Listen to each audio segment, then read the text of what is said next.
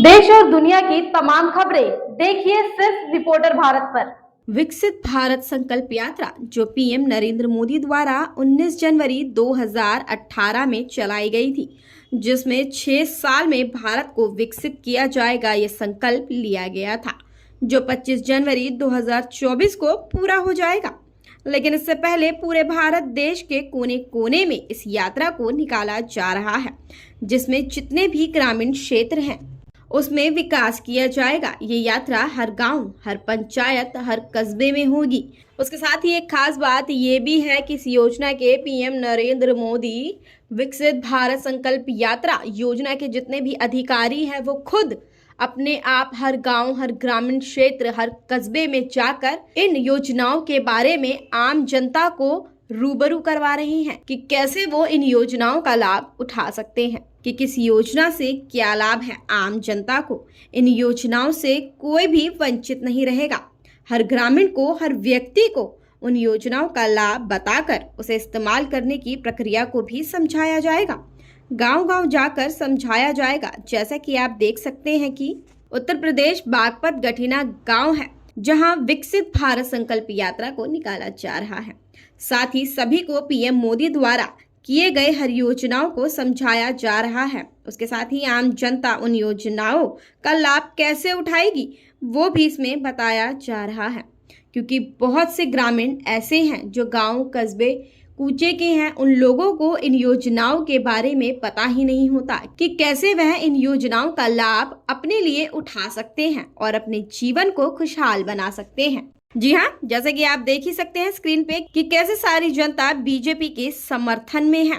तो कुछ लोगों का मानना है कि ये बस 2024 में आने वाले चुनाव के लिए किया जा रहा है। बीजेपी पार्टी भी सिर्फ अपना ही भला सोचती है, आम जनता का नहीं। तो दूसरी तरफ आम जनता जिन्हें इन योजनाओं के बारे में पता चल रहा है, जिसका लाभ उठाकर वो अपनी जिंदगी को, अपने जीवन को खुशहाल बना सकते हैं, वो खुश भी हैं और अपना पूरा समर्थन बीजेपी यानी नरेंद्र मोदी की तरफ अपने आप को समर्पित कर रहे हैं। तो आइए देखते हैं उत्तर प्रदेश बागपत के गठीना गांव में कैसा रहा विकसित भारत संकल्प यात्रा का आयोजन। साथ ही क्या कुछ कहना है आए हुए अधिकारियों का और आम जनता का इस योजना को लेकर। वंदे भारत माता की, भारत माता की, भारत माता की।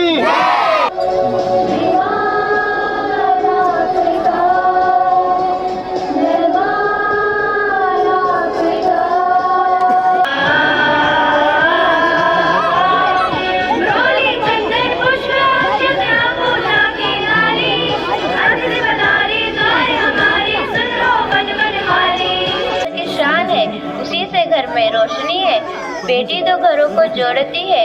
तो आइए बेटियों के सम्मान में हम एक नाटक प्रस्तुत करने जा रहे हैं, जिसका शीर्षक है बेटी बचाओ बेटी पढ़ाओ।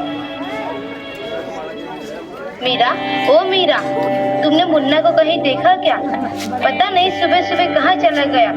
अभी उसने कुछ खाया भी नहीं, दूध भी नहीं पिया और स्कूल जाने की तैयारी भी तो करनी है। नहीं माँ, मैंने तो मुन्ना को नहीं देखा। मैं तो सुबह से बर्तन ही धो रही हूँ। आज का दिन पे हमारे लोकप्रिय नेता श्री अटल बिहारी वाजपेयी जी की जयंती भी 25 दिसंबर को है। तो सर्वप्रथम मैं उनकी जयंती की आपको हार्दिक शुभकामनाएं प्रेषित करता हुआ मैं उन्हीं के शब्दों को प्रस्तुत करना चाहूंगा कि हम किस प्रकार भारत को विकसित प्रतिज्ञा करेंगे। तो ये हमारा भारत सन 2047 तक निश्चित रूप से विकसित होगा, इसमें कोई संशय नहीं है। गिरे प्रलय की घोर घटाएं, पांवों के नीचे अंगारे, सिर पर फरसे यदि ज्वालाएं, निज हाथों में हंसते हंसते आग लगाकर चलना होगा, कदम मिलाकर चलना होगा, कदम मिलाकर चलना होगा।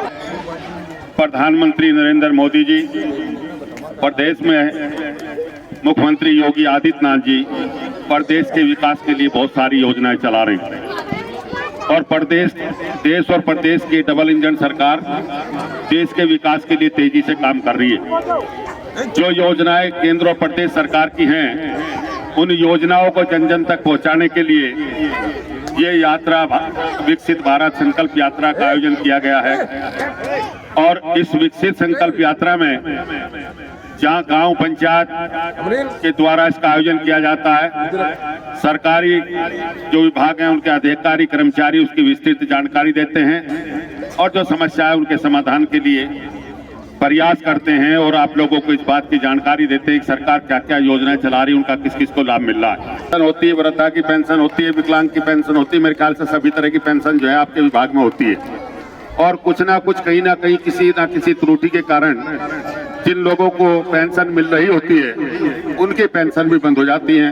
अब इन्हें पेंशन मिली होगी, मैं देख रहा हूँ महिलाओं के हाथ में सबके बैंक की किताब है और इन्हें पहले पेंशन मिली होगी, लेकिन किसी ना किसी त्रुटि की वजह से इनकी पेंशन बंद है। और जब एक बार किसी को पैसा मिलना शुरू हो जाता है तो रुक जा तो उसे बड़ी परेशानी होती है। तो इसलिए ये लोग परेशान हैं। मैं आप लोगों से कहूंगा कि कार्यक्रम के बाद आप इन महिलाओं की समस्या सुनेंगे और इनकी समस्या सुनकर इनकी जो भी समस्या जहाँ अटकाव है, जहाँ इनकी पेंशन अटक रही है, तो उसे आप लोग जो है जारी कराने का, उसका समाधान करने का आप लोग काम करेंगे, ऐसा मैं आप लोगों से उम्मीद रखता। जो भी बड़े बुजुर्ग है, कोई बीमार है, वे अपनी टाइम पे स्क्रीनिंग कराए बीपी और शुगर की। मान लो किसी को कोई दिक्कत है और जाके वैसे दवाई ले ली किसी ने, तो हल्की दिक्कत वो बिना दवाई के भी सही हो सकती है। पशुपालन विभाग आप सभी का हार्दिक अभिनंदन और स्वागत करता है।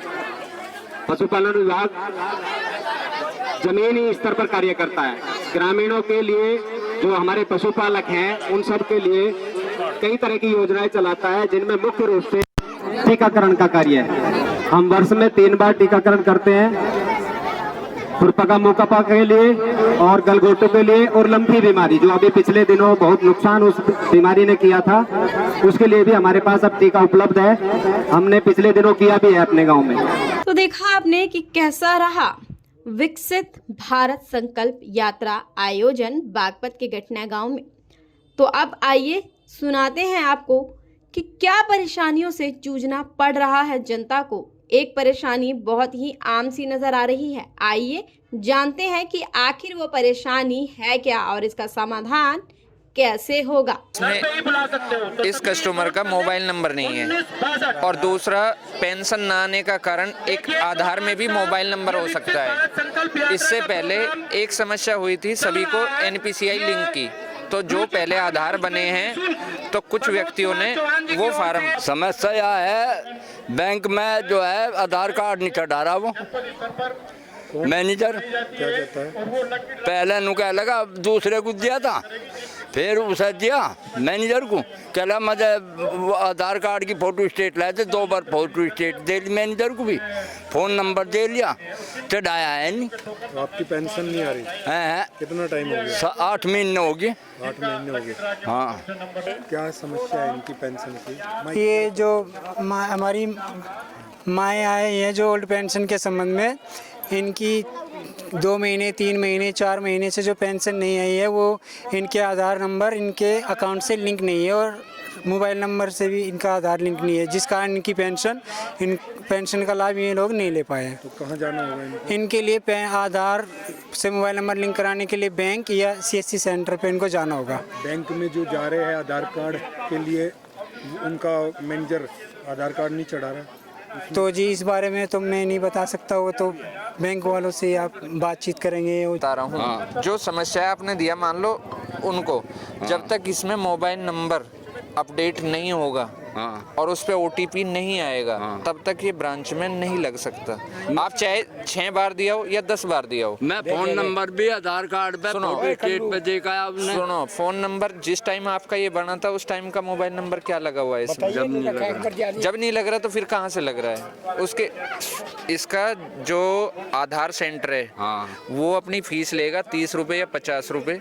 उस पर जाओ, पहले तो इसमें मोबाइल नंबर लगवाओ, उस पे जब बैंक में जाओगे इसकी फोटोकॉपी दोगे तो वही बैंक में वही मोबाइल नंबर होना चाहिए जो इसमें है। तो आपके इस पे OTP आएगा और आपका आधार ऑटोमेटिक 8 दिन बाद लग जाएगा। शान मोहम्मद। क्या पद है आपके पास? ग्राम विकास अधिकारी। कौन कौन से गाँव आते हैं आपके पास? सोजरा, क्यामपुर, खेड़की, डोडरा, गठीना। कुछ लोगों की समस्या है जी जो नरेगा में काम किया है जी। और उनके पैसे नहीं मिल रहे। अभी देखो, कुछ दिन से पहले तो पैसा डायरेक्ट ही आ रहा था, लेकिन अब सरकार ने जब से ये NPCI और KYC कराई है ना, इसमें कुछ लोगों का पैसा बैंक में नहीं पहुंचा। इसमें या तो इन्होंने के अपने 3 अकाउंट खुलवा रखे या 2 खुलवा रखे हैं, या फिर बैंक में अपना KYC नहीं कराई। इस वजह से कुछ का पैसा रुका हुआ है। जैसे ही अपनी KYC पूर्ण करा लेंगे, पैसा पहुंच जाएगा। पहले इससे पहले भी रुकी हुई है पैसे? नहीं, इससे पहले जिसके रुके हुए थे ज़्यादातर के पहुंच गए, लेकिन 5-6 आदमी हैं जिनके रुके हुए हैं। चाहे तो उनके आधार कार्ड में नाम अलग है और बैंक में नाम अलग है। नरेश नाम का यहाँ पे व्यक्ति था कुमार का जी, उसका एक रफा है, उसके पैसे नरेश का नहीं, पैसा तो पहुंचा है। अगर कहीं ऐसी दिक्कत है तो हम देख के इनके समाधान करा देंगे जल्द से जल्द। इतना टाइम हो गया आपकी मेरी खुद बात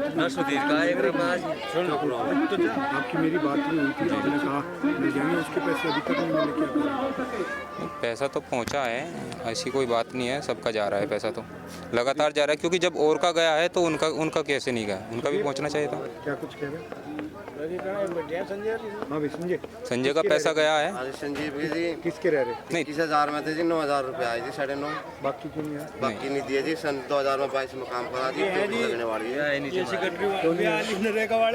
नरेगा में हूँ जी, मैं नरेगा में जो है जी, क्यों नहीं है? साल भर तो पैसे नहीं दे रही थी, हमें बका रहे, पाँव पकड़े, इनके हाथ जोड़े, हाथ भी जोड़ हम खा के बात हमारे यहाँ काम ही नहीं किया। हाँ जी, जी क्या कह रहे? नहीं, देख लेंगे इनका, अगर कहीं ऐसी दिक्कत है। वैसे हमारे स्तर पे कोई दिक्कत नहीं है जी, जितनों के ने काम किया है सबके पैसा पहुंचा है। है जी। किससे बात छोड़? इससे ये बात हुई थी शान मोहम्मद जी, सेक्रेटरी साहब था।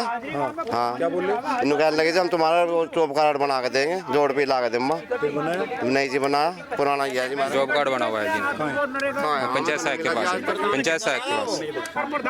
आज तक भी नहीं मिला जी हमें। नहीं, उसने अपडेट के लिए हाजिरी लगाने के लिए पंचायत सहायक इन्हें देखता है, हाजिरी लगाता है। जॉब कार्ड है इनका हमारे पास है। सूर्य प्रताप सिंह है, तहसील बागपत से राजस्व निरीक्षक के पद पर कार्यरत हूँ। ग्राम अहमदपुर गठीना में विकसित भारत संकल्प यात्रा में मैं प्रतिभाग कर रहा हूँ। हमारे यहाँ गांव वालों की घरौनी बन के तैयार हो गई है, उसका वितरण किया है। वो कभी भी उस पर लोन या कोई चीज़ ले सकते हैं। पहले ये सुविधा नहीं थी, अब सभी ग्रामवासियों का घरौनी बन गई है। ऑनलाइन वो कभी भी प्रमाण पत्र अपना ले सकते हैं। आज मैंने 22 आदमियों का वितरण किया है, वो सब कभी भी आके तहसील से प्राप्त कर सकते हैं। आज के प्रोग्राम के बाद मैं दिग्विजय सिंह, उप कृषि निदेशक बागपत।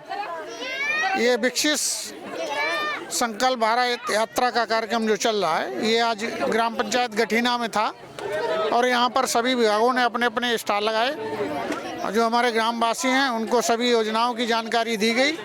और जिन योजनाओं में KYC या आधार सीडिंग का काम अभी बाकी है, जिसकी वजह से उनका कहीं ना कहीं लाभ रुक जा रहा है, किस्त रुक जा रही है, उनसे ये अनुरोध जरूर किया गया है कि वो अपना करा लें। विशेषकर किसान सम्मान निधि में KYC होना है, आधार सीडिंग होना है और जो भी पेंशन की योजनाएं हैं सभी में यही प्रक्रिया होनी है। तो सभी ग्रामवासियों से अनुरोध किया गया कि वो अपना ये करा लें। यदि किसी कोई पात्र रह गए हैं वो भी अपना आवेदन दें तो उनको भी हम उसमें आच्छादित करेंगे, लाभान्वित करेंगे। मेरा नाम डॉक्टर प्रदीप सहरावत, सहायक विकास अधिकारी बागपत। आज हम अहमदपुर गठीना में विकसित भारत संकल्प यात्रा में पहुंचे थे, जहां पर हमने सभी विभागों के स्टॉल लगवाए थे, जिन्होंने अपनी अपनी योजनाएं सभी ग्रामीणों को बताई। मैं अपनी तरफ से भी बता दूं, जो हमारी महत्वपूर्ण योजना थी कृषि में, जो सोलर पंप है, जो ऐसे किसान थे जिनके पास विद्युत कनेक्शन नहीं थे, डीजल पंप से सिंचाई कर रहे थे, उनके लिए हमारे विभाग द्वारा 3 HP से लेकर 3 HP, 5 HP, 7.5, 10 HP तक के सोलर पंप है, जिन पर 60% तक का अनुदान है। लगभग 1 लाख से लेकर के 3.5 लाख रुपए तक का अनुदान किसान को सीधे दिया जा रहा है। केवल कृषक को इसमें अपना कृषक अंश देना है। दूसरा, हमने उनको बताया कि भाई आपको जो कृषि यंत्र है किस तरह से टोकन जनरेट करे। 3 तरह से हम टोकन जनरेट कराते हैं। जैसे 10,000 रुपये से नीचे जो टोकन होते हैं वहाँ पर कोई धनराशि कृषक को नहीं देनी होती। 1 लाख से नीचे की जो टोकन DBT होती है वहाँ पर 2,500 रुपये का टोकन धनराशि कृषक को देना होता है, और जो 1 लाख से ऊपर है वहाँ पर 5,000 रुपये की टोकन धनराशि कृषक को देनी होती है। और पहले आओ पहले पाओ की स्कीम हमारी थी, लेकिन इस बार इसमें ज़्यादा लाभार्थी होने की वजह से हमें लकी ड्रा के माध्यम से इस यंत्रों का हम वितरण किया जाएगा। धन्यवाद। देखिए, ये जो है केंद्र प्रदेश सरकार जो विकास योजनाएं चला रही हैं, तो उसके लिए विकास संकल्प यात्रा जो है वो निकाली जा रही है और उस यात्रा के जरिए से केंद्र और प्रदेश सरकार की जो विकास योजना है उनकी आम आदमी तक उनकी जानकारी पहुंचाई जा रही है ताकि उन्हें उसका लाभ मिले और जहां जहां कोई कमियां हैं तो वो उन्हें जो है विभागीय तौर पर उनकी जानकारी प्राप्त करके वो उसका जो है लाभ ले सकें। सर, सुविधा तो बहुत मिलती है पर जो प्रशासन है उनकी बहुत बड़ी कमी आती है कि पब्लिक को परेशान किया जाता है और पूरा काम नहीं हो पाते, ऐसा क्यों? अब देखिए, ऐसा है, ये तो व्यवस्था है, व्यवस्था में कहीं ना कहीं कमी रहती है, व्यवस्था हमेशा कभी दुरुस्त नहीं चलती है। तो ये है कि प्रयास किए जाते हैं, प्रयास किए जा रहे हैं कि व्यवस्था दुरुस्त हो और जो कमियां दूर हो उनका जो है सभी को सही तरीके से लाभ मिले। ये जो प्रचार हो रहा है क्या 2024 का कुछ? अब देखिए, चुनाव तो आ ही रहा है, उसमें क्या देरी है, चुनाव तो आ ही रहा है, चुनाव के लिए ही ये सब जो है प्रयास हैं, जनता को जागृत किया जा रहा है। तो क्या 2024 में प्रधानमंत्री नरेंद्र मोदी जी बनेंगे? क्या शक है, सामने राहुल अब वो तो हुआ करते हैं। देखिए, लोकतंत्र है, लोकतंत्र में सब अधिकार है, सब चुनाव लड़ते हैं, जनता जो फैसला करती है वो सब स्वीकार करना होता है। अगर आपको हमारी वीडियो पसंद आई हो तो हमारी वीडियो को लाइक करें और कमेंट करें। साथ ही ऐसी खबरें देखने के लिए हमारे चैनल को सब्सक्राइब करें। रिपोर्टर भारत की हर अपडेट जानने के लिए बेल आइकन दबाना ना भूलें।